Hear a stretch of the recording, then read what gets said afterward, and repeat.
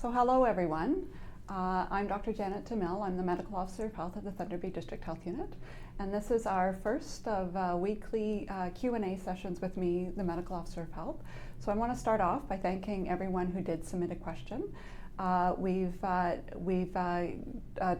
have 5 questions for today that were some of the more popular ones, or the ones that we're hearing that you're asking a lot. So we've selected those, so I will be answering those again today. And I have somebody helping me who's going to be reading the questions. So I think we can begin. So what's the first question? Okay, question 1 comes from Jackie. And the question is, why do the symptoms seem to keep evolving and changing? Right. So that's a very good question, Jackie. You know, it's funny, like we first heard about this virus about 4 months ago, actually. And at that time, when we first heard about the symptoms, it was primarily sort of the worst of the symptoms, the ones that were impacting the lungs. So we talked about fever and cough and shortness of breath. But what we've realized since that time, when we've seen it here in the Thunder Bay District Health Unit, but more broadly, what we see across the province and across the country, is that people can present with a real range of symptoms, and that some people's illnesses, even though they have COVID-19, are actually fairly mild. And so the evolution of the symptom list, the ones that we look for, whether it's through a screening process when you enter a facility, like a healthcare facility, for example, or others, or when we look at who we're testing, that symptom list has evolved, has gone over time, developed over time, just to reflect our knowledge about the virus. So now it's not only, you know, the more significant pneumonia type picture, the fever, chills, shortness of breath, you know, the ones that are really in the lungs, but we actually know that for some people it can present like a common cold, sore throat, runny nose, sinus congestion, headaches. We also know that some people might present largely with gastrointestinal symptoms, so maybe a little stomach discomfort in their abdomen or stomach, or a change in bowel habits, like having diarrhea. So there's a wider range of symptoms that are now being used because we recognize the wider range of COVID symptoms. Okay, great. Question 2 comes from Tammy, and this question says, what is the testing procedure like? Should I get assessed for testing? So thank you very much for that question, Tammy. Certainly I'll deal with the second part of that question about being assessed for testing. So here at the Thunder Bay District Health Unit, we have a call center where we're responding to a lot of people who have symptoms, and we're referring them for testing. So if you ever have sort of symptoms, like we just discussed, and think you might warrant testing, or think you might want to just make sure whether you have COVID or not, you can call us and we will refer you for testing. And we'll ask you about the symptoms that you're having before doing that referral. But the test is, so the most common test, and probably the best test that's available, is actually called a nasopharyngeal swab. So nasopharyngeal is the nose and the pharynx, it's the medical terms, or the back of the throat. And that's a swab that, so the provider who's doing that swab will generally ask you to tip your head back a little bit, to be in a comfortable sitting position, to have your head tipped back a little bit. And a swab will be inserted through one of the nostrils, down to the bottom of the nose area, till it gets to the back of the throat, or the upper part of the throat. And it's just held there for a few seconds and twisted a little bit before it being withdrawn.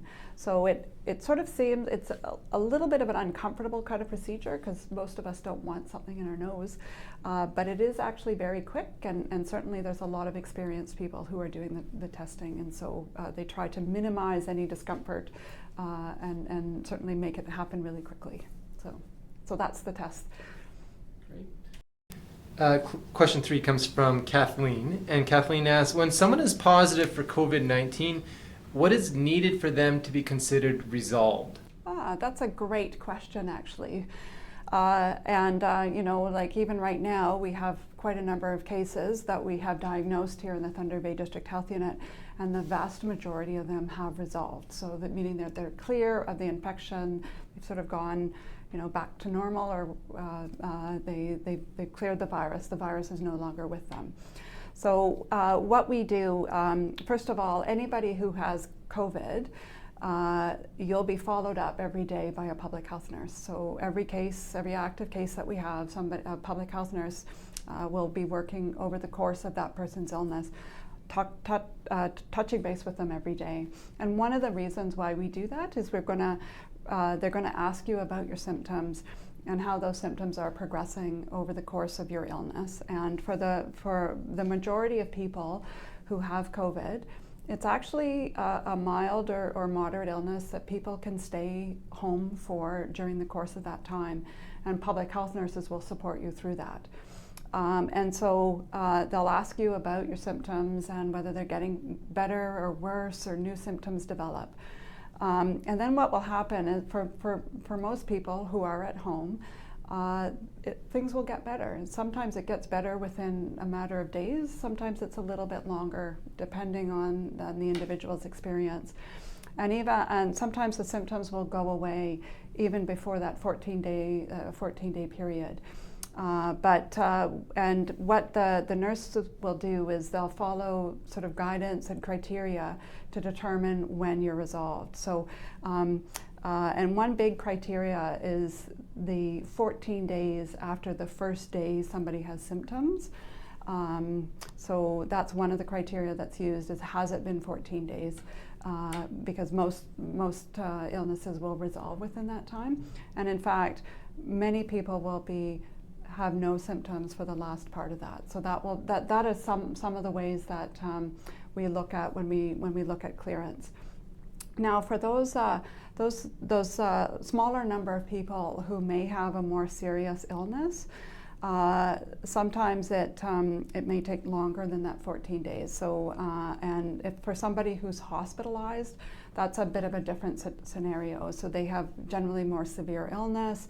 They might require more supports, and the clearance is done with the healthcare provider, the physician, and the healthcare team involved in the hospital. So that's a bit of a different situation.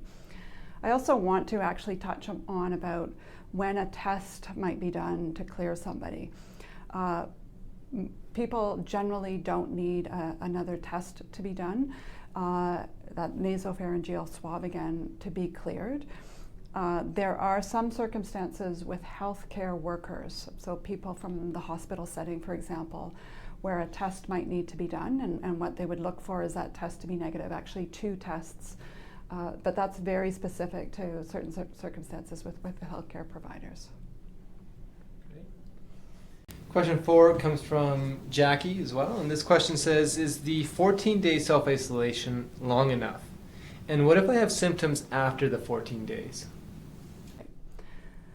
So self-isolation we use in a couple of different circumstances. So I actually just talked about when somebody has COVID. So when you have COVID, you will be required to self-isolate for at least 14 days after the first day of your symptoms. So if you, so for 2 weeks because you have COVID, and that very strict sort of self-isolation, because we want to make sure that you're not transmitting or passing on the disease to somebody else. And then a public health, as I noted before, would clear you. And when you're cleared, you're outside of the infectious period, and then you could resume your normal activities. You're no longer self-isolating. And certainly in those circumstances, we'll use those clearance criteria to determine when you could come out of self-isolation, but generally 14 days is enough. There are other people who have to self-isolate for 14 days because they may have been exposed to the virus. So if you were in close proximity to somebody who had COVID-19 with a level of exposure where you might have actually acquired the virus, or if you've traveled somewhere and you're now coming back and you're required to self-isolate for 14 days. So this is essentially a quarantine. We don't know that you actually have the virus or have the illness, but we'll expect you to self-isolate. So kind of stay at home for those 14 days. The reason why it's 14 days is because based on what we know about the virus. So we know when somebody's been exposed, and if they got the virus, that they're going to incubate the virus. So that means they have the virus, but it's not causing any symptoms. It might not actually be very active. But at some point, that virus will become active and that person will develop symptoms or could develop symptoms. And that would usually happen within 14 days. So we know from the evidence that it's anywhere from 1 to 14 days. The truth is the average is maybe 5 days or 6 days, but somebody could be anywhere within that time. So that's why people self-isolate for 14 days, to kind of cover that time where they might become symptomatic as a result of having the virus. Okay. So our last question this afternoon comes from Amber, and it's about regional travel. She asks, first of all, she says, there are many people in the Northwestern Ontario region who work in a different community than they live, and they travel home every day or on weekends. So she's wondering, is it safe to work and live in one community part of the week and then another community on other days? Do you see this travel being restricted? Okay, so that's a great question. Certainly from my perspective and the perspective of the health unit is ideally people are not traveling between communities in Northwestern Ontario at this time.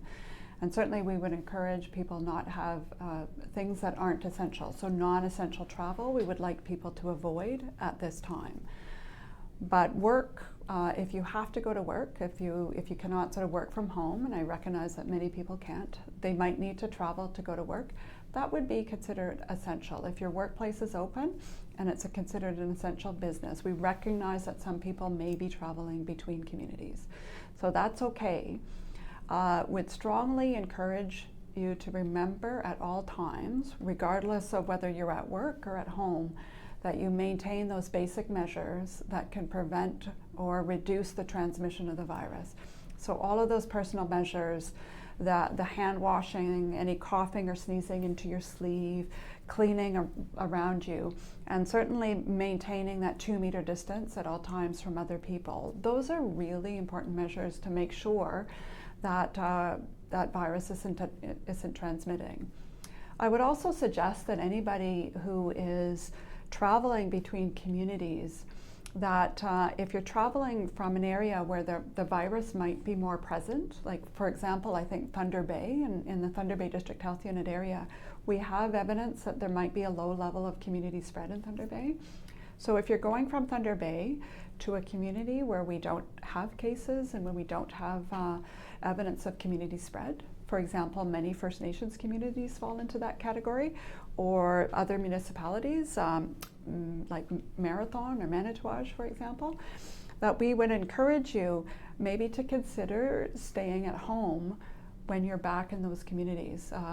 And that just will help if you happen to have acquired the virus in Thunder Bay and you're back home in your home community.